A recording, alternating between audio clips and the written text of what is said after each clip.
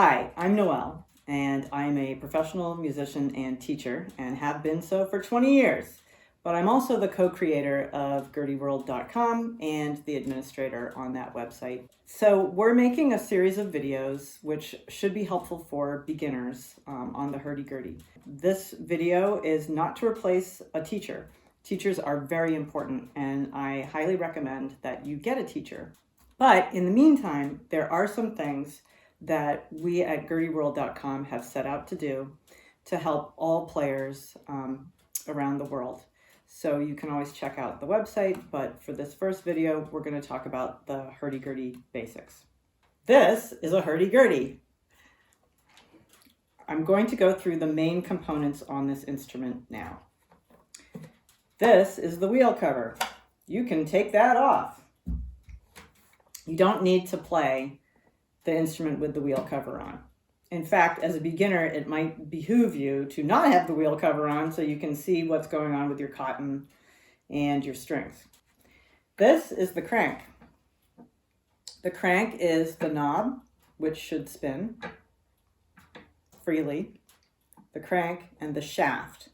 The shaft goes through the instrument, and when you turn this crank, it's turning the wheel. It shouldn't make a noise when you're turning the wheel, meaning it shouldn't go ka-kunk, ka-kunk, ka-kunk, or do anything bizarre. This is the key box, and this is where your keys are, and if you open up the key box, you'll see your tangents. They will hit the strings, which change the pitch so that you can play a nice little melody. These are the tuning pegs, or pins, whatever you want to call them. This is a head.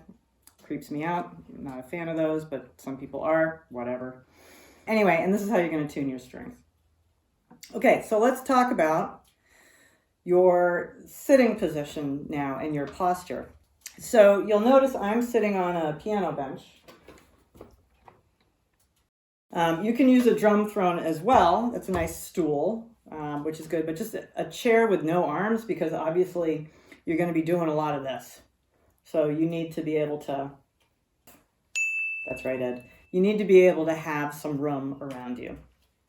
And you'll notice I've got my right leg slightly forward to kind of cushion the butt end of the Gurdy here. And my left leg is bent below so that the key box can tilt downwards. And if I had my leg like this, well, that's no good. That's not angling downwards now, is it? So that's going to create this kind of tension in my arm. So that's why we do this with our leg. Okay, but look, this thing's moving around. That ain't no good. So that's why you will have a strap. As a beginner, it's probably best to just use a guitar strap. They're cheap. You can find them at any guitar store, and it's not like you have to wait a long time to have like a Gurdy strap or belt made specifically for you. You'll notice that there's these buttons, doink, doink, on this end, the crank end, and then there's a button on the tuning pin end. When you have a strap that's an adjustable strap, notice that there's multiple holes here and one hole here. You do not want to use the adjustable portion on this end. So the single hole goes into this button here. The farther away, so the drone side strap button, you don't want to put a single strap button into there. That's specifically for a different type of strap. And it goes either around your back or under your butt. And that is completely dependent on how you want to play. If you want to sit on that strap, go for it. If you want it around your back, that's fine too. So why do you need a strap? You need a strap because you're using the force of this arm to crank the wheel. That's forward movement. That's going to make the instrument go off of your lap. That's not a good idea. You just spent a lot of money on this thing. You don't want it falling on the floor, breaking the key box, and there's all your money down the drain. That would be sad. I'd be crying. Okay, so to prevent you and everyone else from crying, strap yourself in. Make sure it's not moving around. That's also going to stabilize you for learning how to use the key box, your fingers on the key box, and using the crank, because there is a method to the crank. It's not just random cranking. There's a whole science behind the rhythm. Music teacher warning, buy a metronome. You bought this thing for an awful lot of money. This costs 20 US dollars, probably not even. This is the thing that will keep you honest. If you don't have rhythm when you play music, you're not playing music. You need to be able to have rhythm, and you need something to keep you honest when you're practicing. And that's your little drummer buddy, which is your metronome. So do yourself a favor and get a metronome. It will immediately improve anything that you're trying to do, especially in the first several months that you're trying to do it. But it will become your lifelong friend, and maybe your only friend for many, many years. Okay, so let's talk about positioning of the Gurdy itself. You'll want the wheel to be in the center of your body. The reason for this is because if I talk about my right hand placement, you'll see that my arm is straight on. It's not going out like this or out like that. So I can tilt it in a little bit like this if I want to do that, or tilt it out a little bit like that if that's more comfortable for me playing. So now let's talk specifically about the hands and the wrists, because this is important for how one starts to play. We're going to start with the right hand. So the right hand is what's going to be cranking the wheel. You'll notice I kind of came at it with my palm, and I'm just kind of cranking. But look at my arm. It's the only reason why I'm wearing short sleeves, because it's bloody cold out today in New Hampshire. But if you look at my arm, it's straight on, kind of like the things that connect the wheels on a choo-choo train. Just pretend you're a choo-choo train, okay? If you want to. But the idea is you're keeping your arm straight. It's not out like this, and it's not in like this. And the reason for that is because you're going to want to keep your wrist straight. When you come at the knob with your hand, you want to make a gun. People have talked about the gun before, but this is what it means. So I've come at it. These two fingers cage around the knob, and your thumb closes the cage. Specifically, when you're thinking about the cage, the bottom two fingers go below the knob. The top two fingers go in front of the knob, and your thumb closes the gap that is left over. And that is what is meant by a cage, because your fingers are closing around the knob and creating a cage. And I can feel the knob moving within that cage I've created. You shouldn't be gripping it so tight that there's tension or flexors like that in your arm. It should just be loose. Everything should be natural. Okay, now we're going to talk about the left hand. The left hand is what plays the keys on the key box.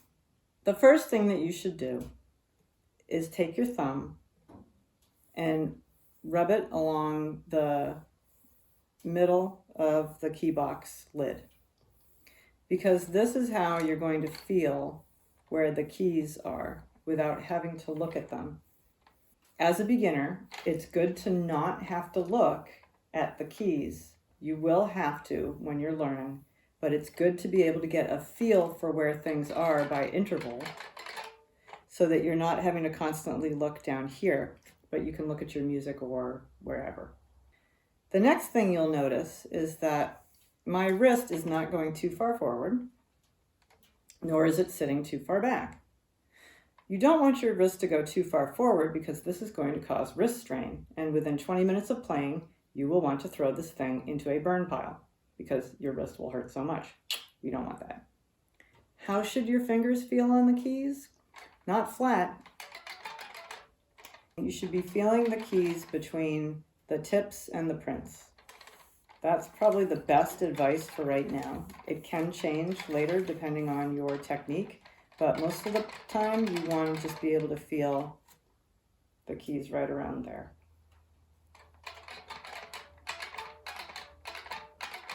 You'll also notice my shoulder isn't coming too far forward and my elbow isn't going out like chicken wings.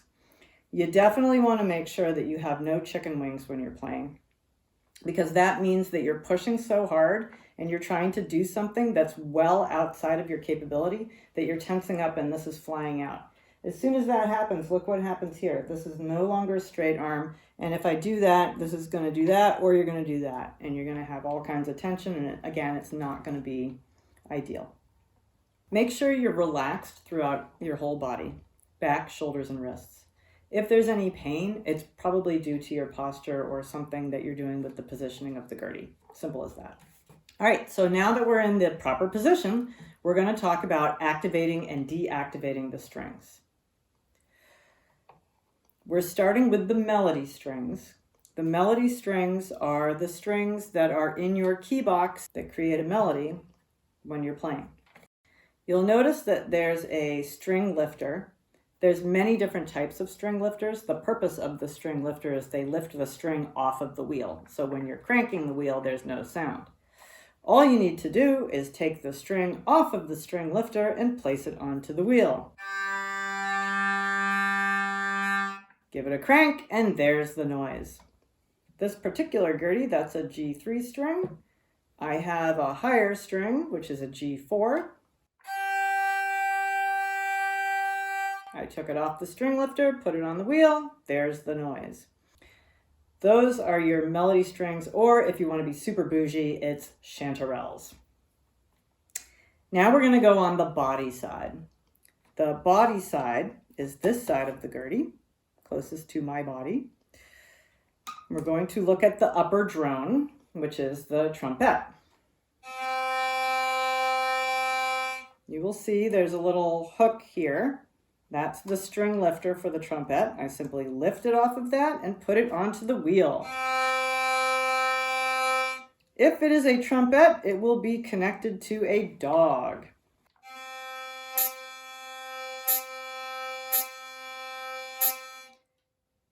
The dog, or the chien, is what makes that buzzing sound when you engage your wrist. If you don't have a dog, but you have an upper drone, it will be a moosh. A moosh is just a high drone without a dog. You need to know about the tirant string and the tirant peg when we talk about the trumpet. The reason for that is you need to make sure that the tirant string is connected to the tirant peg. That's also what controls the buzz.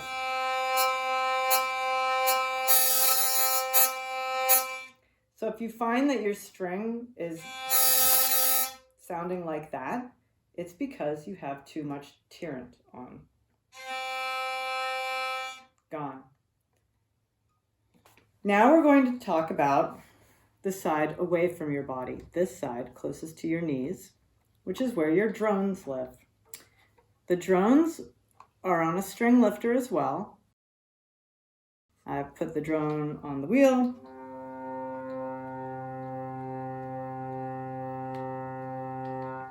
Don't drag them across to engage or disengage them. Lift up and then put on. And the reason why I say lift up and then put on the wheel is because if you're dragging that string across a piece of wood or metal that the string rests on, you may accidentally fray the string. Thank you for watching this video. If you liked it, like it. If you want to subscribe, that would be good, because if you do, you'll be able to get notifications on when the next video comes out. Each video that we do is to help all of you that are trying to learn how to play the hurdy-gurdy. If you need information in the meantime, you can always go to GurdyWorld.com, and we do have information there as well. It's also important to know that all of these videos that we're doing are specifically for how to play the instrument, how to read music, what music theory means on a hurdy-gurdy so that you can understand what types of music you can play and or which trumpet or drone or both to use on certain pieces. Also timing, rhythm, all that information we're going to be covering in these videos. What we won't be covering is maintenance. Maintenance is a whole separate vanilla kind of unicorn, and I ain't going to be doing that. So we're just doing this to get you guys playing and to help you because we do know that people will need help on this instrument. So thank you. And if for any reason you want to listen to my crazy music, you can go to deathbygurdy.com and you can listen to all my own compositions and tunes, and that'd be great. All of these links that I just talked about will be in the description. Thanks so much.